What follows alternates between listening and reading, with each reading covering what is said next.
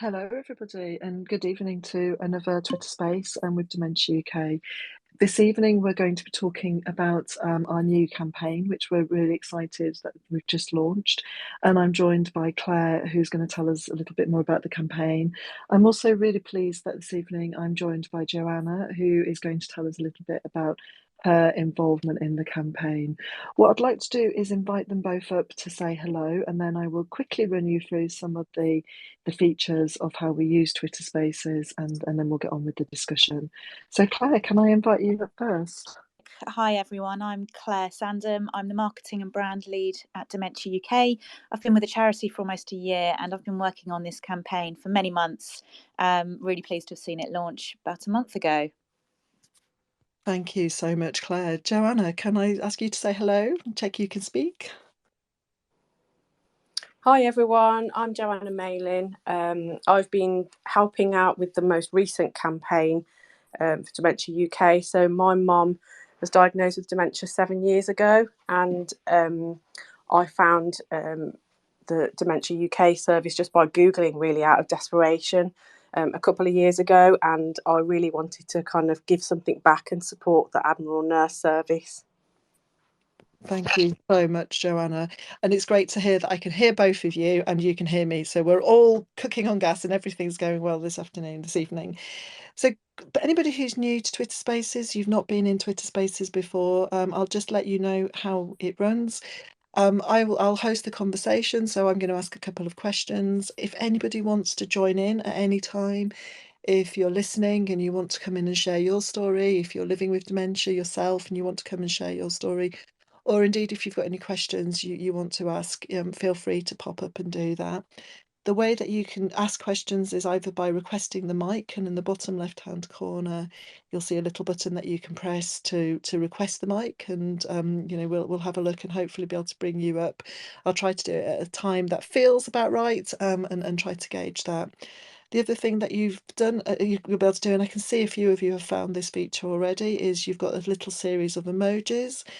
They're really useful because it just lets us know that you're listening, that you can hear what we're talking about, and just you can use them if you're agreeing with stuff we're saying, or there isn't one for disagreeing. Unfortunately, Twitter haven't invented that feature yet, but that's quite useful for you to know that that's there and you can use that.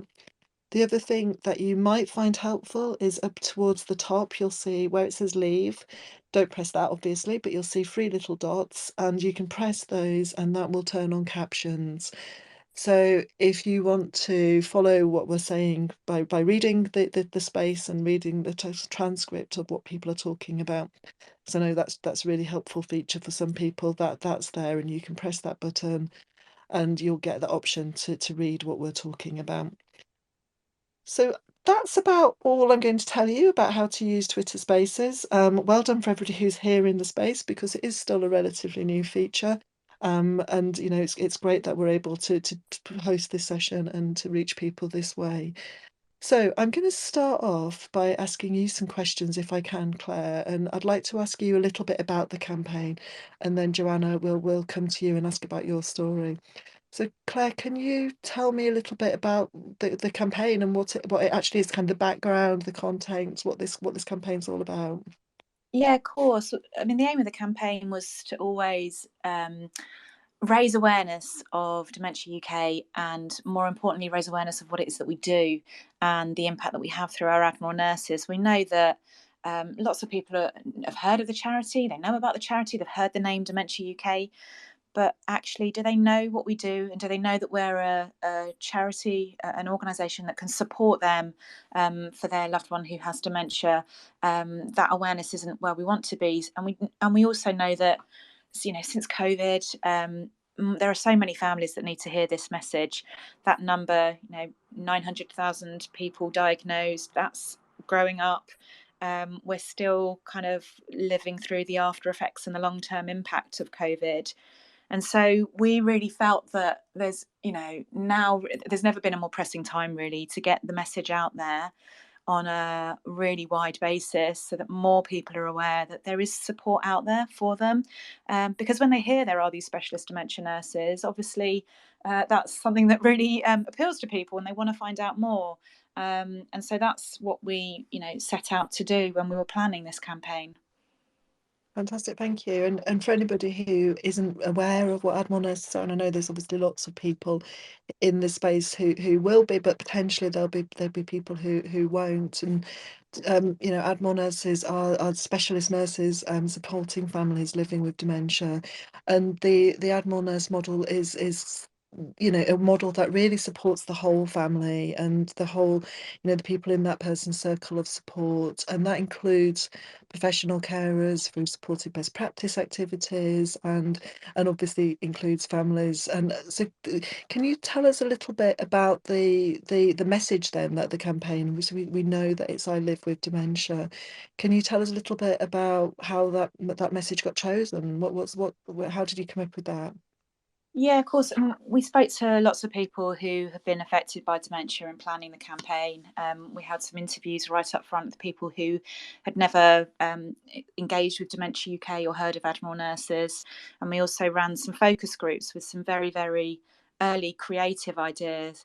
And obviously we spoke to our helpline nurses, and we know that the impact on families is something that our nurses are dealing with they hear stories of it every day, whether they're talking to people on the helpline, engaging with families through our virtual clinics, whether they're Admiral Nurses in the community. There's one kind of common thread, and that's what we were looking for, was that it doesn't just affect the person with the diagnosis. The entire family unit is affected in some way.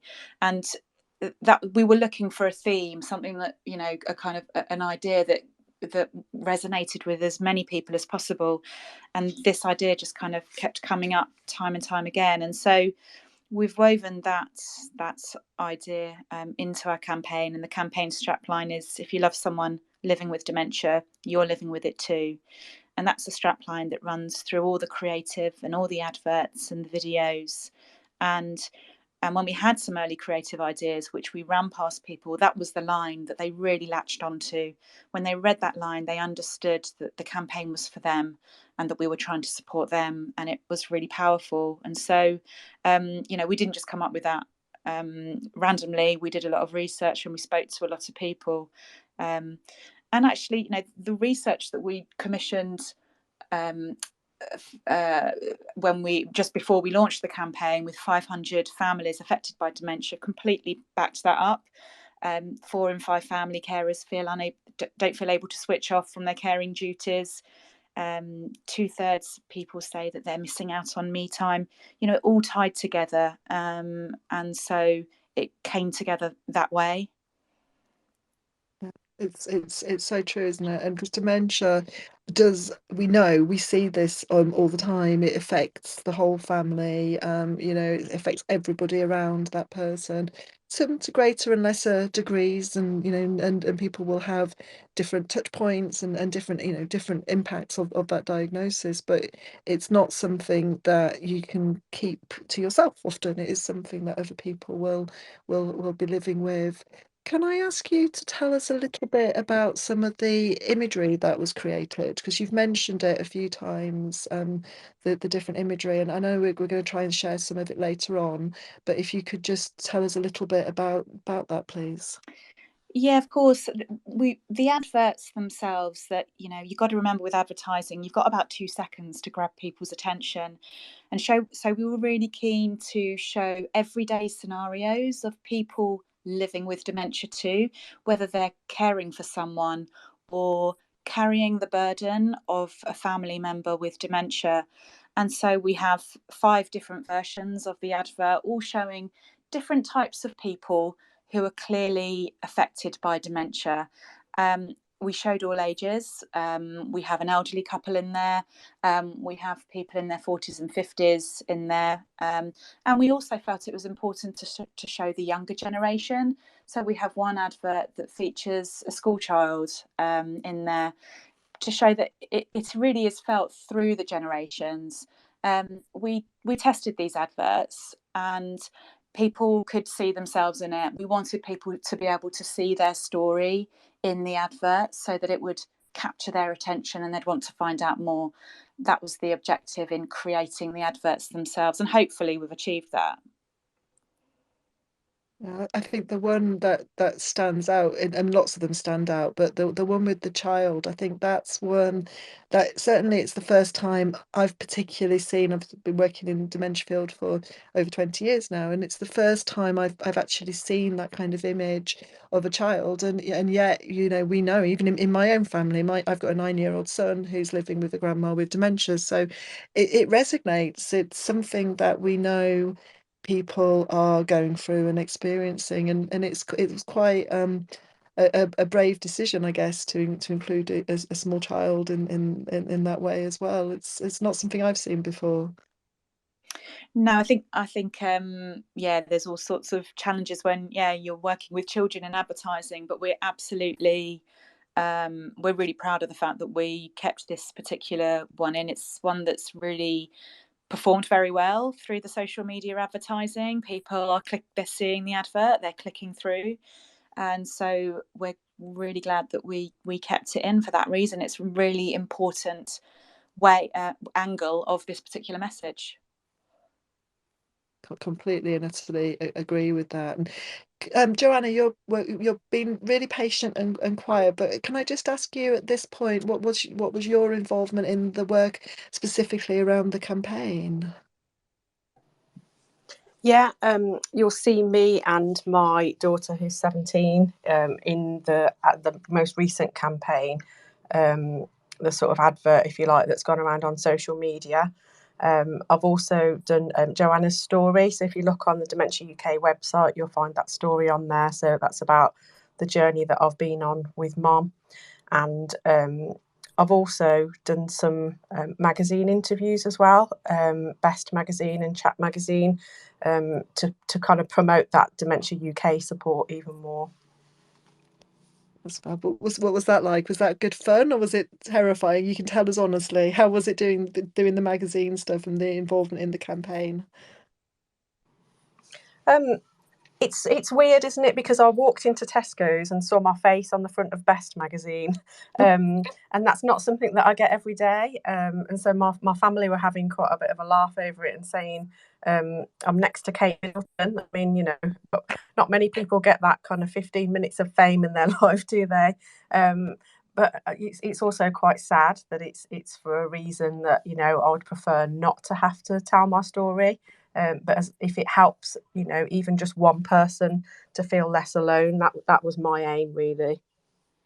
Yeah, and you're absolutely right. Not many people get to be on the front page of a magazine next to Kate Middleton. That's quite an accolade, and actually, it's so important that you are here and you're joining us on this campaign. And yes, it's very sad that you're in this situation and you're doing it, but actually fantastic that you feel able to do that, and to try and change things for people out there who are affected by dementia. So thank you for doing that, Joanna.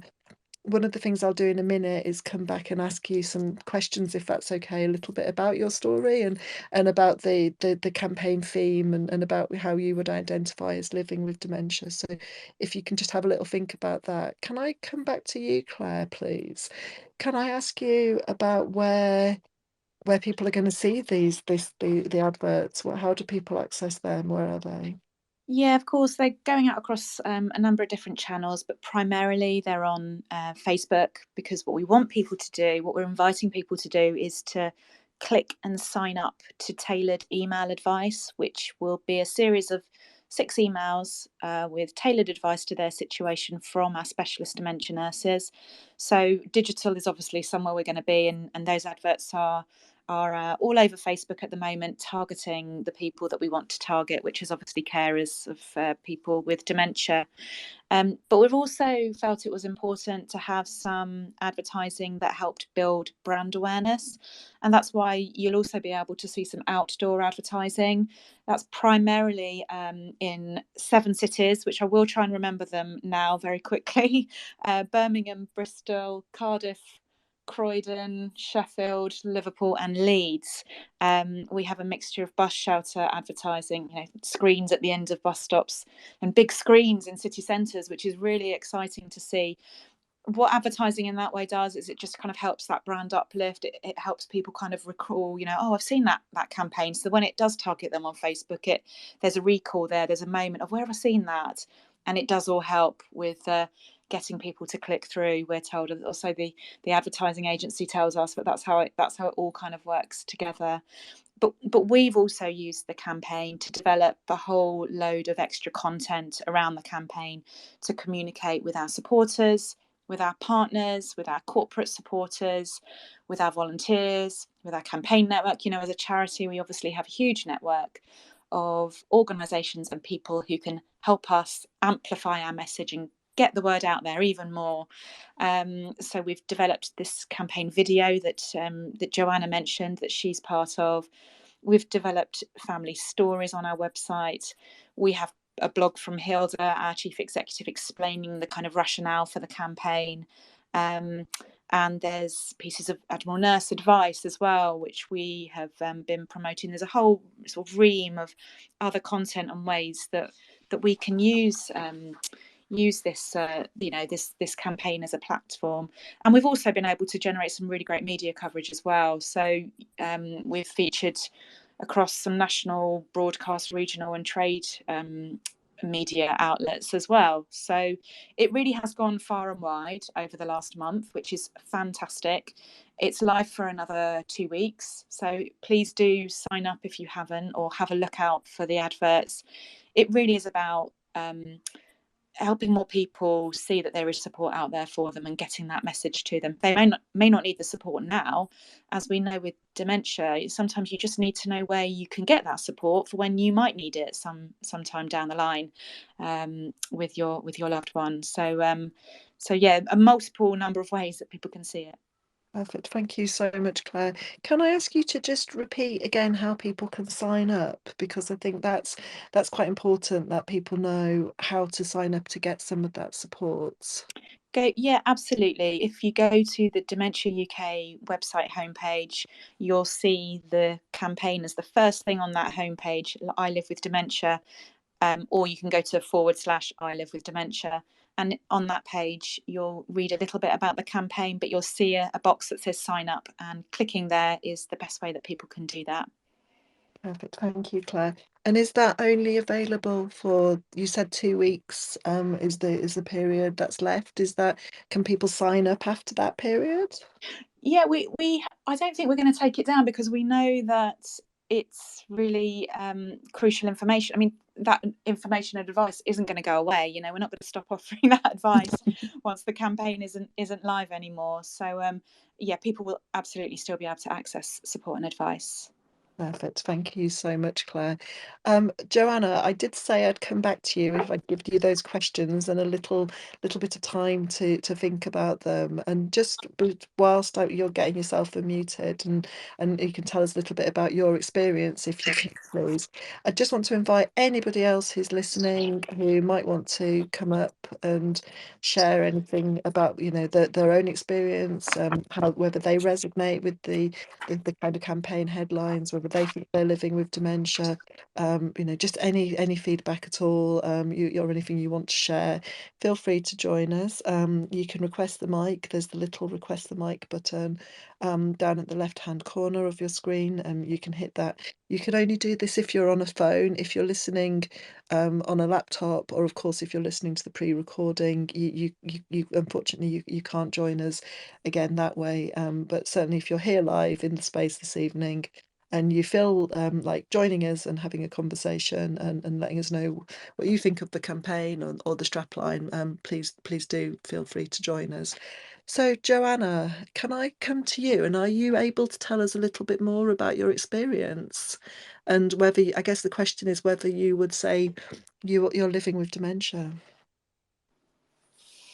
Yeah, I was having a bit of a think as Claire was talking, and one of the things that's really I find quite interesting about dementia and this kind of concept of living with it when you're caring for someone that has dementia is we talk quite often about stages with dementia, and I was just sort of reflecting and thinking that actually that's the same for me as well. So initially when Mum was first diagnosed, she was she was a mom in all the ways that you'd normally expect, but she was also a grandma. So she used to look after my children. I was a police officer at the time, so I worked shifts, and she used to come over to my house, feed the children, pick them up from school, all that kind of stuff. And then the kind of next stage, really, after diagnosis, was these falls that she was having. And then as we've gone through those stages, it's affected me more and more. So I'd probably say that the hardest step was the point when she had to go into a nursing home, because I know that's something that she never wanted. And I just couldn't care for her at home. It was so difficult. I mean, I've got 3 children. I've got a 9-year-old, 17-year-old, and a 20-year-old. So back then, they were we're talking 7 years ago. I'd got a toddler, quite young children, and it was just so difficult to sort of fit all of that in, really. And I think it's been a long journey, 7 years. Mum's still in the nursing home, and she can't do anything for herself now, and it's still part of my life, because if I want to go on holiday or I want to go away, I need to consider mom and who will visit her and whether she's going to be on her own. And what if the worst happens? I need to get back quickly. So it kind of runs through everything, every aspect of your life, really. And I did say in the campaign that it's on my mind all of the time. When I go to bed, I think about her and where she is. I think about her in the morning when I wake up. It's just, absolutely all consuming, really. I think the campaign, and the reason why I wanted to kind of give something back and give my story, was because at different stages throughout that 7-year period, I've felt quite alone. Because nobody gives you, it's a little bit like raising children, isn't it? They don't come with a book. No one gives you a manual about what's going to happen when. And dementia is very similar to that. You don't have the kind of rule book of how it will affect people. And it was just, so I can't express how wonderful it was when I found the Dementia UK sort of social media and found other people's stories, because it made me feel less alone, but also a bit more normal, because the nature of the disease and what it does to the brain, and how mom has behaved during that period, um, was quite challenging, and still is quite challenging. So that's why I wanted to let people know about my journey, so that we could have that, give that back to people, and hopefully make other people feel a bit more normal. I know that's not a very appropriate word. I can't think of a better one at the moment, but that just feeling of, desperation of, why are they doing this? Why are they, I don't know. I just think of some of the examples of stuff that I've been through with her. Um, you know, Not going to bed, refusing to go to bed, refusing to have sort of care, not eating, um, becoming quite overly emotional, um, sometimes quite aggressive towards people. All things that are just not my mom. And just knowing that there's help out there is just amazing.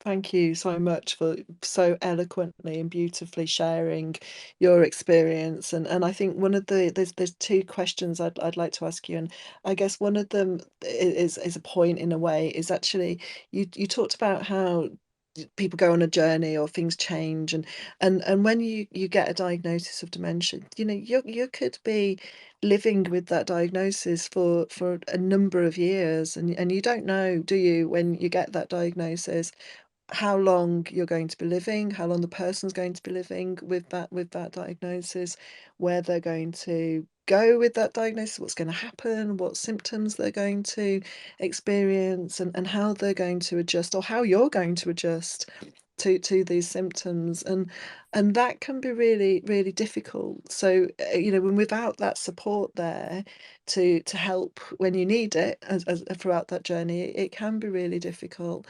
And I guess that's something that when you were talking, it was really resonating, that just actually how difficult and challenging, and you also mentioned mum going into a care home and how that's not something she would have wanted. So do you mind me asking you how you coped with those kinds of experiences and things?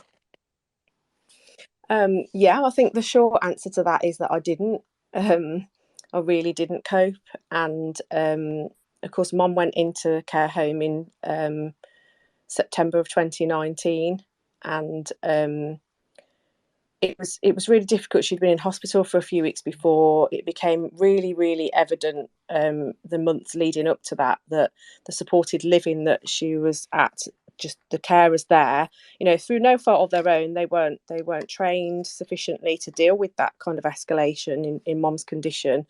um, and she wasn't being cared for properly, because that's not what they were providing, that's not what they were for. And it almost felt like it was looming on the horizon. um, and then, to make that decision, um, because it was the safest decision for her. And she'd been really, really quiet for such a long time. She hadn't communicated very well. And then when she went into the nursing home, as she was transferred from the hospital, and I went to visit, and she was screaming at me, begging me to take her home, um, you know, crying hysterically. I remember later on in the evening, one of the carers there, bless them, thought it was a good idea for them to call me and for Mum to speak to me over the phone. Um, and I'd probably say that the trauma of it I lived with at the time. Um, and they say that the body holds the score, don't they? Body keeps the score. And over a kind of period of time, my health deteriorated, particularly my mental health. And then, of course, we went into lockdown in March 2020, and Mum had only just started to settle at that point, in the home. Each visit was different, and it was an emotional roller coaster. Every time you visited, you didn't know how she would be, how I would react. Um, Almost a feeling of dread pulling into the car park, which sounds terrible, doesn't it, when you're off sort of visiting your parent. And then there'd always be tears. I'd always cry coming out because of what I'd seen. Um, and then I suppose it took me a few months really to get to the stage where I really, really wasn't coping very well. And with the help of my Admiral Nurse Louise, I kind of went to my GP and sought some help from there. Had some talking therapy, which was really useful, and that's kind of been ongoing really. And you can't underestimate the impact that has on you. And I think when I was going through the talking therapy, they you know this lovely lady helped me to understand that it is a form of PTSD. Seeing someone that you love in that kind of traumatic situation of I remember once I could overhear the carers saying to her, because Mum she's incontinent, but she didn't understand that she needed to be changed, that she needed to be kept clean, and she didn't know that there was anything wrong with her at all. And she was being quite aggressive, and I remember hearing one of the carers say, "Don't bite me," and that was just so difficult to hear, so difficult to hear. It was just mind blowing, really, that was my mom, the kindest, most beautiful soul, who for 25 years was a nurse working in mental health care in the NHS. She looked after people with dementia herself. And so to hear that that's how she was behaving was heartbreaking. Thank you again, Joanna. And I guess that you can hear the emotion and the impact and the impact that actually being a carer can have on your own mental health. And we know that, don't we? We know that if you read the statistics, we know that carers do often experience problems with depression, with anxiety, neglecting their own health needs, because obviously your focus is on looking after your loved one, you're the person who's living with dementia. And that can be really difficult for somebody. And would you mind telling us any more about that? Is that something that's too difficult for you to tell us about the impact on your own mental health? And obviously, don't feel if you know don't feel pushed either way on that. It's just a question. Are you happy or not to tell us a little bit more? Yeah, I'm happy. I might not have been at the time, and I found it difficult back then to actually talk about it without crying. Um, and it was almost one of those kind of situations, when someone says, "How are you?" and you say, "I'm fine," and you Think we could all see do. Yeah, you could see that I wasn't fine. And actually, I think one of the turning points for me was when my children started to notice that I wasn't fine. And I had a quite a touching conversation with my daughter one day while we were walking the dogs, and she said, we're quite worried about you. And that sort of hit home, really, that if you don't look after yourself and don't take care of yourself, then you're not fit to take care of other people. And I know that mum absolutely adores her grandchildren, and she would want me to be there for them, and to carry on raising them, and being part of their lives. And it just sort of hit a point, really, where to be sort of specific, I wasn't sleeping properly. I had just the most awful anxiety, through waiting for the phone to ring. So a couple of times mum would be poorly and the staff would ring me. I also had some, when she was living in her flat before, we had some CCTV cameras put in there just to kind of check, because she was kind of prone to falls, or she would also forget that the carers had been. Um, and it was, they'd say they'd been, but she hadn't been fed. And it turns out that she hadn't been fed because she refused food and that kind of thing. And that sort of anxiety of, waking up in the middle of the night and having my phone by the side of me and being able to check the app with this CCTV camera on to discover that it was 4 o'clock in the morning and she hadn't yet gone to bed. And she was kind of slumped in the armchair. It was just, I think professionals would say it was a bit of a fight or flight kind of feeling. And that's how I felt all the time, kind of running on adrenaline of, a combination of, you know, anticipatory grief because I didn't know how long I'd got left with her, and also what would happen next. Countless trips to A&E, um, and kind of stressing over her care. Um, it was just all consuming. And to the point where I think it's fair to say that I was exhausted. I ended up having a couple of periods of time off work, because I just wasn't able to do my job properly anymore. I think one of the things you said there, Joanna, was about how the importance of looking after yourself. I mean, there's so much that you said there that it was so rich, and the information that you shared. But I think that's one of the things that we know carers again and again talk about, actually prioritizing your own needs and looking after yourself, and even recognizing the point where you're perhaps not coping as well, and somebody else reflecting it back on you.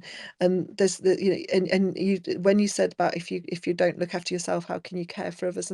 And there's something true in that, isn't there? If you don't recharge your own batteries, if you don't find those windows, whether they're 5-minute windows or an hour long windows or a couple of hours, how do you give of yourself when you're on empty? You've got to do those things to charge your batteries, haven't you? And kind of build your resilience, because I hear you when you say about that feeling of dread or what's next, because you don't know with dementia. You don't know what the next thing might be, that or whether you're going to have a period of calm and quiet, and or whether you're going to have something else, that something unexpected, something new to deal with.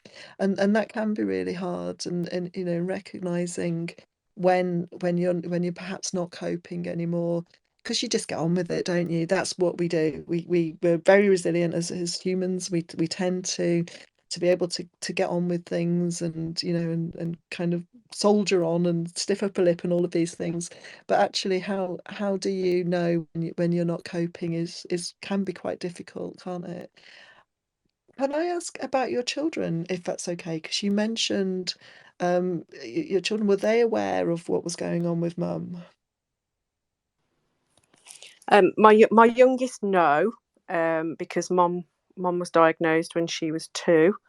Um, so she hasn't really kind of had that closer relationship with mom. But the older 2, yes. So I we lived with mum for a short time. Um, when they were, I'm trying to think now, back to, I think my daughter was 7, so my son would have been about 9, nearly 10. Um, when my relationship with their dad ended, and so they were really close to her. And then, as you know, when my life moved on, and I met my husband, and I had my daughter, mom still took care of them. And so I think it's been quite difficult for the older 2 in particular, because they obviously had that closeness with her. And I think one of the things that's really hard with dementia is that kind of withdrawal from your personal relationships, and the lack of ability to communicate and understand. And as mum's kind of cognitive ability declined, it's difficult, isn't it? So you have conversations, you want to tell her things about your life. And I think that's one of the things that's been really challenging for the children, passing GCSEs, getting a place at university, all these things that they've achieved, and they haven't been able to share with her in that same kind of way. And then it's almost, I think, from my perspective, it was role reversal. I became her parent, in a way, because I was responsible for most aspects of her life. And then they took on some of that responsibility as well. So when she was living in the flat, they used to go to their senior school nearby, um, and they used to pop in and see her. And actually, my son used to work in the restaurant where mom lived, in her supported living.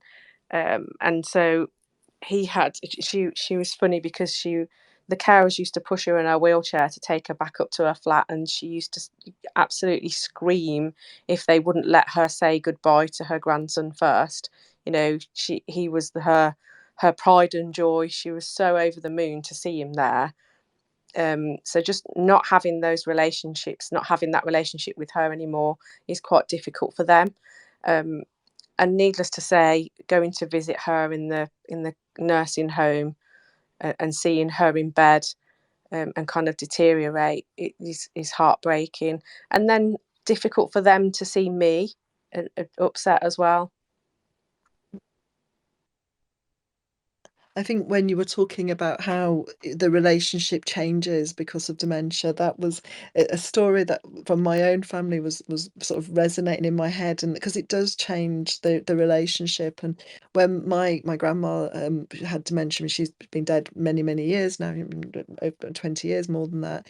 And when my sister's son was little, they used to play games together, like Pop-Up Pirates. I don't know if people remember the game where the little pirate pops up out of the barrel. My grandma would play this game with him for hours and hours on end. And every time the pirate popped up, she'd be surprised at the pirate in the barrel, and they'd be both howling with laughter.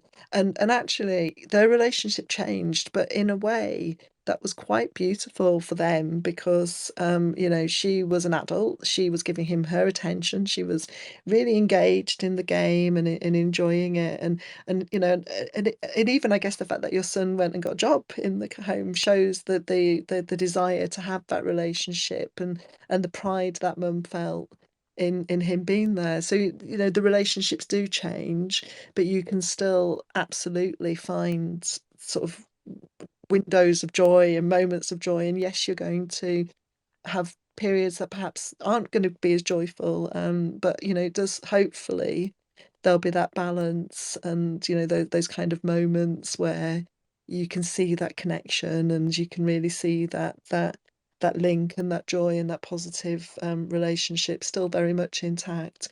And I thank you so much for everything you've shared. I guess the other thing that I was thinking when you were talking is, am I right that you said your mum had been a nurse and had worked with people with dementia? Yeah, she's a nurse for the NHS for 25 years, bless her. So your mum has been living with dementia, I guess, as somebody working with, supporting people, and had her knowledge of dementia, and then has ended up having dementia herself. So that's, I guess, your mum would definitely then would understand the campaign, and I'm going to guess you would too, given you've been involved. But would you say that it was this campaign that rings true, very much so, that living with dementia? Yeah, absolutely. I think one of the difficult things for us is that although Mom had worked in that kind of dementia field of medicine, that we didn't have anybody in our family with it. And up until 2 years ago, Mom still had both her parents. It's in the sort of late 80s. It's that was the shock for us, really. And I think for us as a family, trying to fathom, why has this happened, that's been one of the challenges as well. And when we talked about my kind of mental health and my anxiety, there's the worry as well that that's been passed on in the family, which is something that I think going through the generations is quite a common thing, isn't it? And it's quite a stress, and it adds to your anxiety. And then worrying about whether there's something that I'll be passing on to my children as well. Yeah, it's so difficult, and people do worry about that. And and actually the evidence, it depends what type of dementia mum had, and but the evidence is that it's not necessarily going to be something that is hereditary. However, there is other families where there's lots of people who do have dementia, and same with my family. I've had two grandparents and an uncle, and now a mother-in-law. So that there's some times in some families there just does seem to be a lot of people who do receive this diagnosis, and whether that's because they live longer or because they're younger and it's a familial type of dementia, that is that there's more of a risk, of course, around that. So it is one of those really difficult things, but you do worry about it, and you do worry about, is this something that is a bit of a predisposition in my family? Can I ask you then? I'm going to ask you this question, Claire, as well, because I'm really mindful that we've focused very much on Joanna, but it was so important to hear your story today, Joanna. But I'll ask you both this question: what do you want to see as a result of this campaign? Do you want to go first, Claire, and then you can answer that one, Joanna? Yeah, of course. I think it's just more families knowing where they can access support, information, advice from specialists. Just being aware that there are people out there, there are nurses out there who can help them and their family get through when they really need it. And they may not, as I said earlier, they may not need that support today, but just knowing that they know where to go when they do need it. I think that for me would be a real marker of success. And also I hope that the campaign starts to pave the way. And I know this is already, something that many organisations are doing, but changing attitudes towards dementia and changing perceptions of it, because we know it's a condition that has stigma around it, and there's perceptions that aren't necessarily always true. So by telling stories, different people's stories, you can help break down those stigma, and get people to see what it's really like living with dementia, or having someone in your family with dementia. Thank you so much, Claire. Joanna, same question to you. What would you like to see? Obviously, your involvement has been profound. It's been amazing. But what would you like to see as a result of this campaign?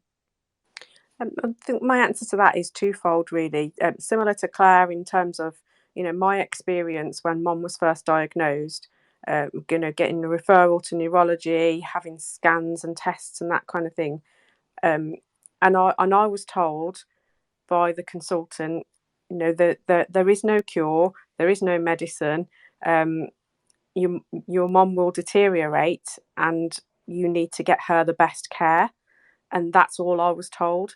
So in terms of this campaign, I want that message to get out there to as many people as possible, that there is help out there and that you don't have to go through that alone. For the first kind of 4 years of Mum's condition, I didn't know that Dementia UK was there. I didn't know about the Admiral Nurse Service. It was only when I got to the kind of desperate stage where I was kind of falling apart at the seams and thought, I don't know what to do. I don't know who to turn to. And I just Googled one day while I was at work, and that's how I found Dementia Nurses. But the other thing for me is spreading this understanding of people living with dementia when, as a carer, is that understanding of employers as well. That if you have got somebody that works for you that has got caring responsibilities for someone with dementia, that they understand the impact that has on the individual, because that isn't always there, and it certainly wasn't in my experience.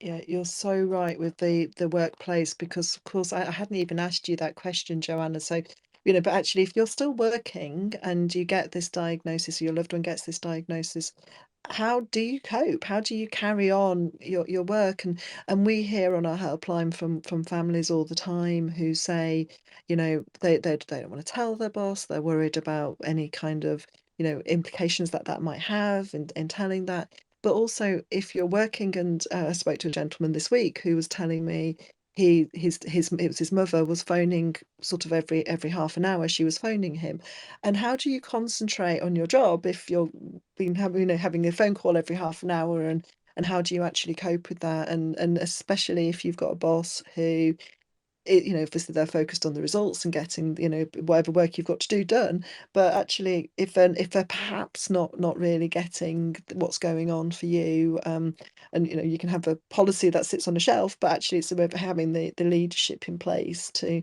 fully get, this is what this might be like for this person. And I guess it's going to have to be individual, because different people will need different things at different times, and and different levels of supports.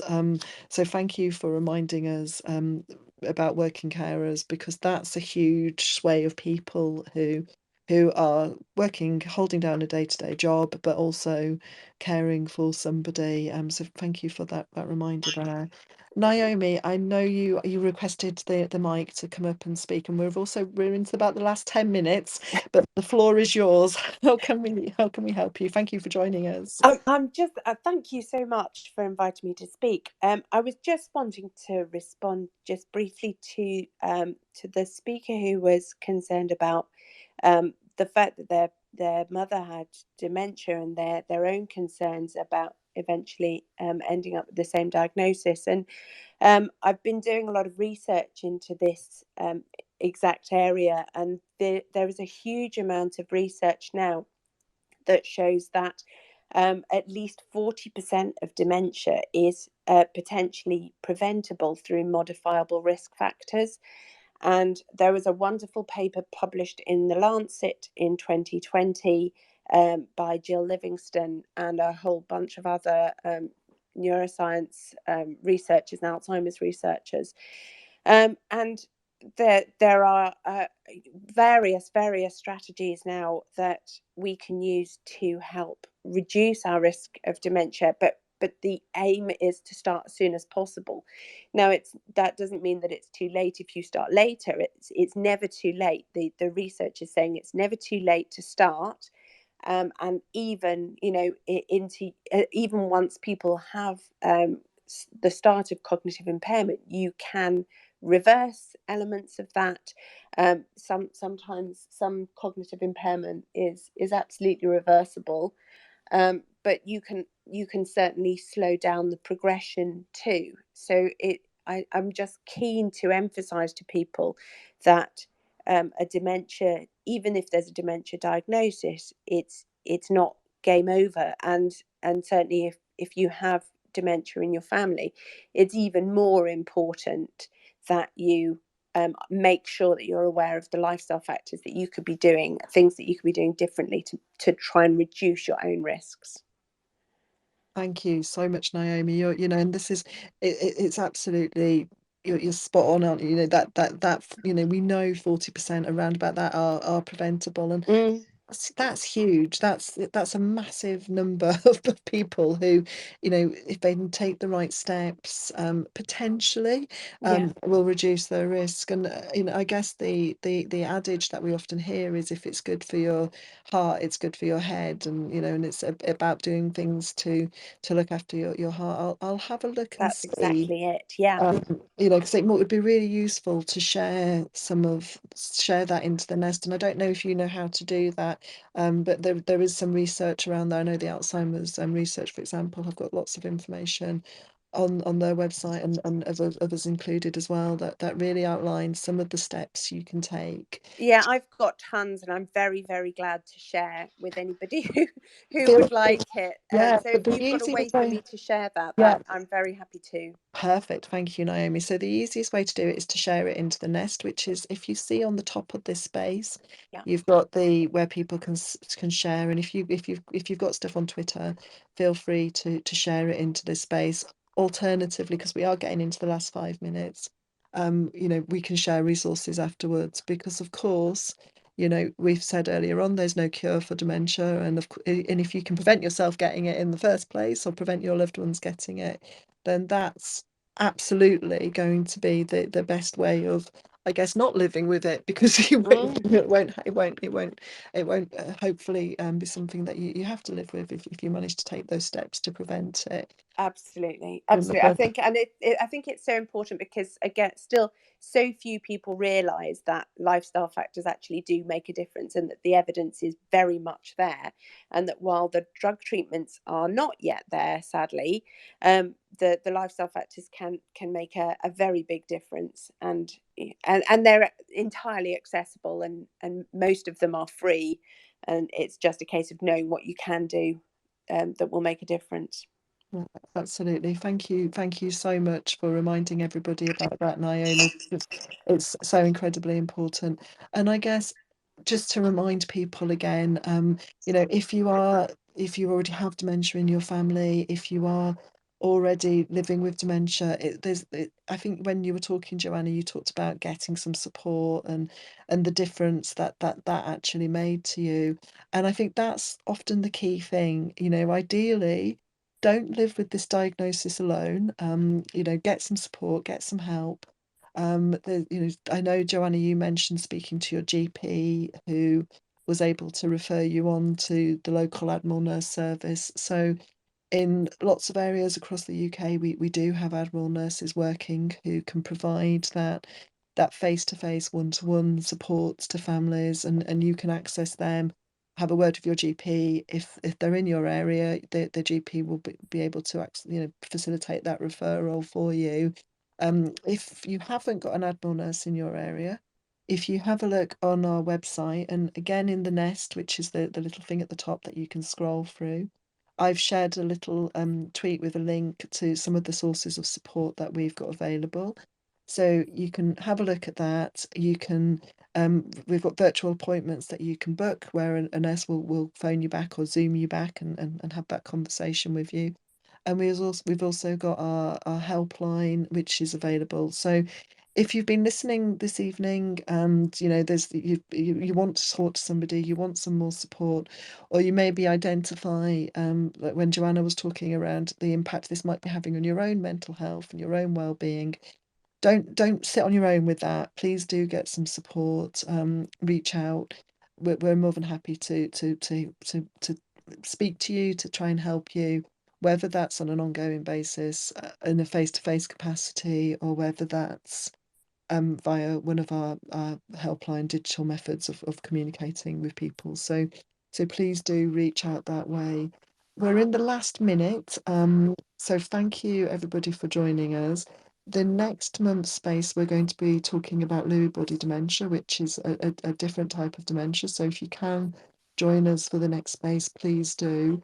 But just in the last minute, I'm just going to come, any final thoughts from yourself, Claire, and then I'm going to come to you, Joanna, for any final thoughts as well.